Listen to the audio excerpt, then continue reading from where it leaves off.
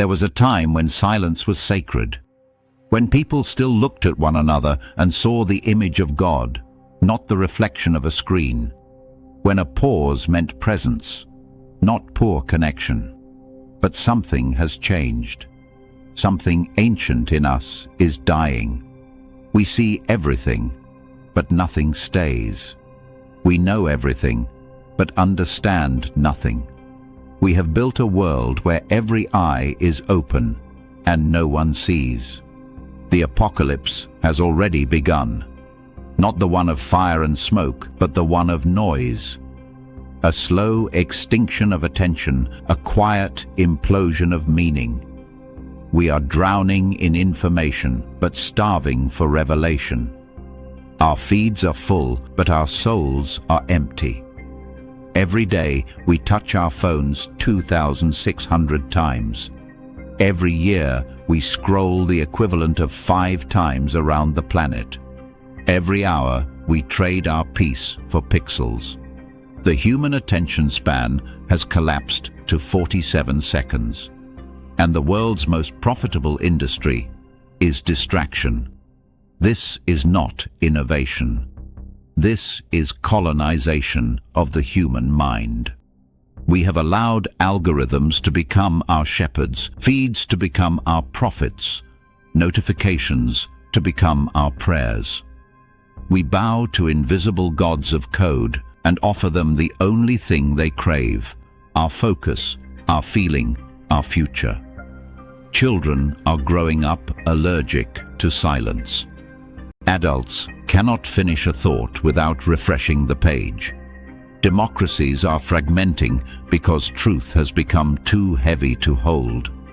And our faith, whatever remains of it, is being replaced by the liturgy of scrolling. We have mistaken visibility for value and performance for presence. We no longer believe what is true, only what is trending. Attention is the altar of civilization, and we have set it on fire. You ask, what does it cost? Everything. The loss of depth, the death of wonder, the extinction of empathy, the annihilation of stillness. When nothing holds our gaze, we lose the capacity to be moved. When we cannot stay with pain, we lose the capacity to love. When we forget how to look, we forget how to see God. But it is not too late. Apocalypse, in its ancient meaning, never meant destruction.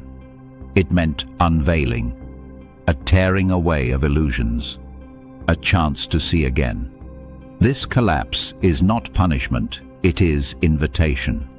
The divine interruption that says, come back to your senses. Come back to your sight. Come back to yourselves. Turn off the noise. Reclaim your gaze. Rebuild the architecture of attention. Let schools teach focus as the first literacy. Let governments measure the well-being of the soul as fiercely as GDP. Let families relearn the lost art of sitting still together.